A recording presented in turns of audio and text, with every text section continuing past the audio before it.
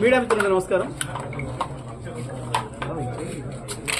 చంద్రబాబు రూపంలో మరొకసారి తెలంగాణ జలదోపిడికి పథకాలు రూపొందుతున్నాయి. గతంలో రాజశేఖర రెడ్డి కృష్ణను దూసుకపోతే ఇవాళ చంద్రబాబు నాయుడు గోదావరిని కూడా దూసుకొని పోయే ప్రయత్నాలు మొదలుపెట్టాడు.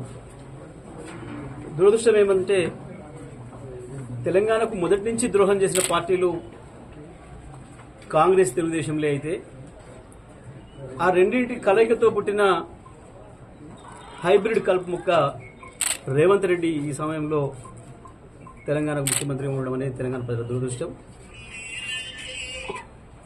ఉన్న తెలంగాణను తీసుకుపోయి ఊడగొట్టి ఆంధ్రలో కలిపింది కాంగ్రెస్, వందలాది మందిని చంపింది కాంగ్రెస్. ఆ తర్వాత కేసీఆర్ గారు కొట్లాడి కాంగ్రెస్ను ఒప్పించి తెలంగాణ తెచ్చుకునే సందర్భంలో చివరి క్షణం వరకు అడ్డుపడింది చంద్రబాబు నాయుడు, తెలుగుదేశం పార్టీ.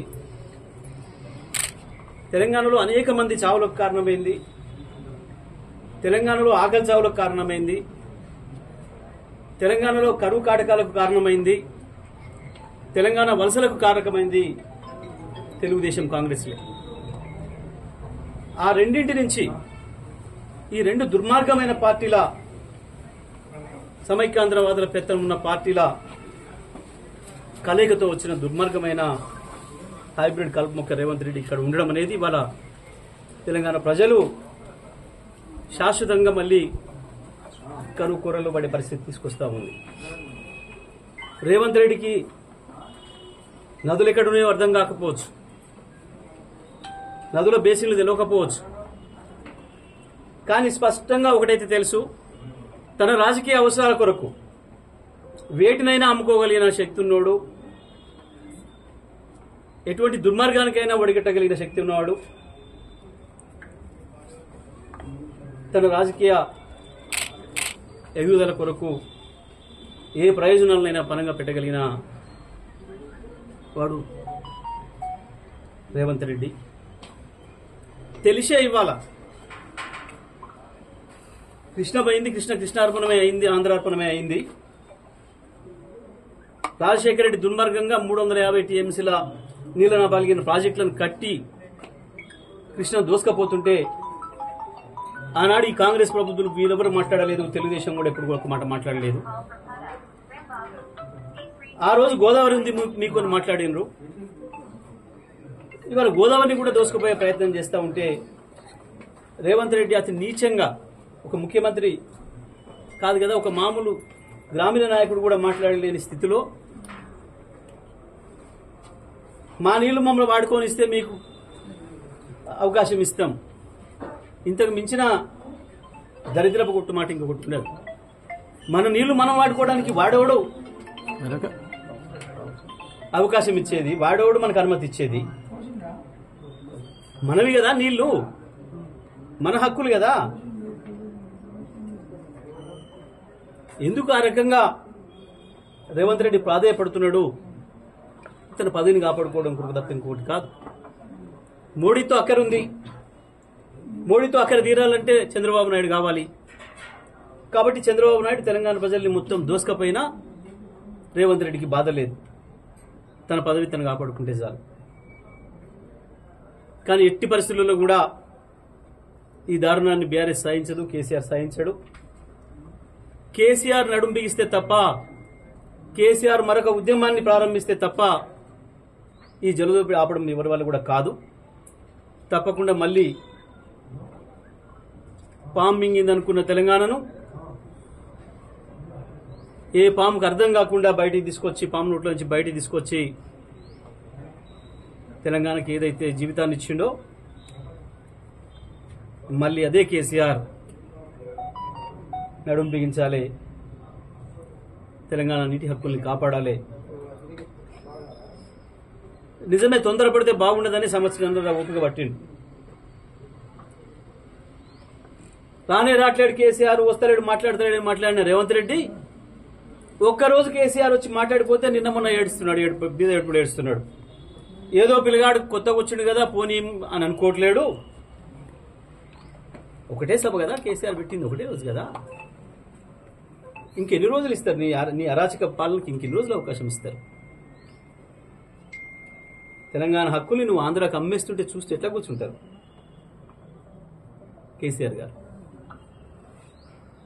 తెలియదా? సోయి లేదు. ముందే నేర్చుకొని రావాలి.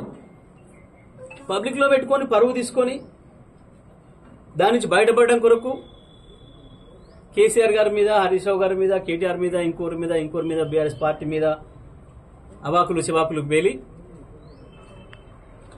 నీకు వంతవాడే మీడియాతో రాయించుకొని బయటపడతా అనుకుంటున్నావు రేవంత్ రెడ్డి. సాధ్యం కాదు.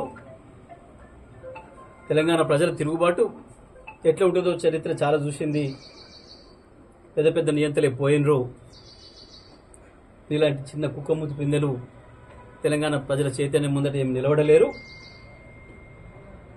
నీ బాసులనే కదా, నీ బాసులకు అర్థం కాకుండానే కదా తెలంగాణ తెచ్చింది కేసీఆర్.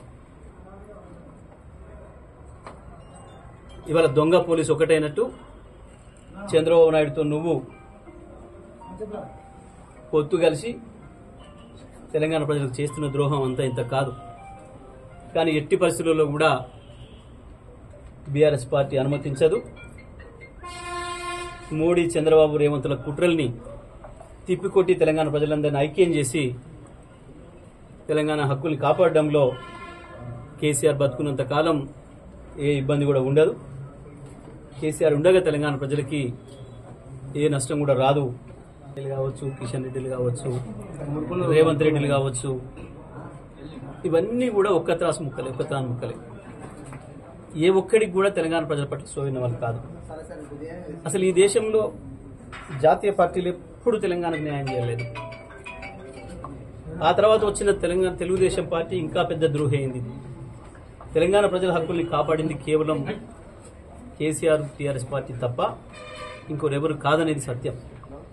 తెలంగాణ ప్రజలు ఐక్యంగా ఉండి గులాబీ నీడలో ఉన్నంత కాలమే తెలంగాణ ప్రజలకు రక్షణ ఉంటుంది తప్ప లేదంటే ఇటువంటి వస్తాయి. ఈ దుర్మార్గులు గెలిపిస్తే 8 మంది ఎంపీలను బీజేపీకి ఇచ్చినందుకు ఇవాళ తెలంగాణ ప్రజలకు వాళ్ళు ఇస్తున్న రిటర్న్ గిఫ్ట్ బనకచెర్ల రూపంలో చంద్రబాబుకు సహాయం చేయడం. ఏమిచ్చింది బీజేపీ? 8 మంది ఎంపీలను ఇస్తే అంటే ఉన్న గోదావరిని తీసుకుపోయి కూడా ఆంధ్రార్పణం చేసే కుట్రకు మద్దతు తెలియజేస్తా ఉంది. ఇది వాళ్ళ బీజేపీ పార్టీ చేస్తున్న పని. ఆయన బండి సంజయ్, ఇంకో సంజయ్, ఏ ఒక్కడికి కూడా తెలంగాణ హక్కుల పట్ల సోయి లేదు. తెలంగాణ ప్రజల ఆకాంక్షలు పట్టింపు లేదు. కేవలం వాళ్ళ రాజకీయాలు, వాళ్ళ పదవులు తప్ప, వాళ్ళ పార్టీలు తప్ప ప్రజల సోయిన వాడేవాడు కూడా లేడు. కేసుల విషయానికి వస్తే పోటీపడి ఒకడు అర్జెంటుగా కేసీఆర్ జైలు పెట్టు, జైలు ఎందుకు పెడతలేవు అని ఒకడు, నువ్వెందుకు పెడతలేవు అని ఇంకొకడు. మీరు మీ అయ్యలు, మీ తాతలు వచ్చినా కేసీఆర్ని జైలు ఏం పెట్టలేరు. ఈ పనికి మళ్ళీ కేసులతో ఆపలేరు. ఈ కేసుల గాండ్రింపులు అన్ని ఒడిచిపోయి చూసినాం. ఏడాది అర్థం నుంచి మీరు వాగుతున్నది, అంతకుముందు 5 ఏళ్లు మీరు వాగింది. మీ ఈడీలు, మీ ఐటీలు, మీ ఇంకోటి మీ సిబిఐలు అన్ని 10 ఏళ్ల నుంచి 11 ఏళ్ల నుంచి డేగ కన్నేసుకొని చూస్తూనే ఉన్నాయి కేసీఆర్ని. మీరందరు చూస్తుండగానే మీ కుట్రలన్నిటి తిప్పికొట్టే తెలంగాణను భారతదేశంలో నెంబర్ 1 రాష్ట్రంగా నిలిపిండు కేసీఆర్. మీ కేసులు ఏవి కూడా భయపెట్టేయలేవు. ఇప్పటికీ దాదాపు 3,500 పైగా కేసులు పెట్టిన టీఆర్ఎస్ పార్టీ కార్యకర్తలపైన, నాయకులపైన, సోషల్ మీడియా యాక్టివిస్టులపైన 3,500 పైన కేసులు పెట్టిండు ఇప్పటికీ రేవంత్ రెడ్డి. అయినా ఈ కేసులు భయపెట్టలేవు, ఆపలేవు. మా ఎమ్మెల్యేలు కేసులు పెట్టినా, ఇంకొన్ని మీద కేసులు పెట్టినా కేసులతో భయపడడానికి కూడా లేరు. ఈ మమ్మల్ని ఆపలేవు.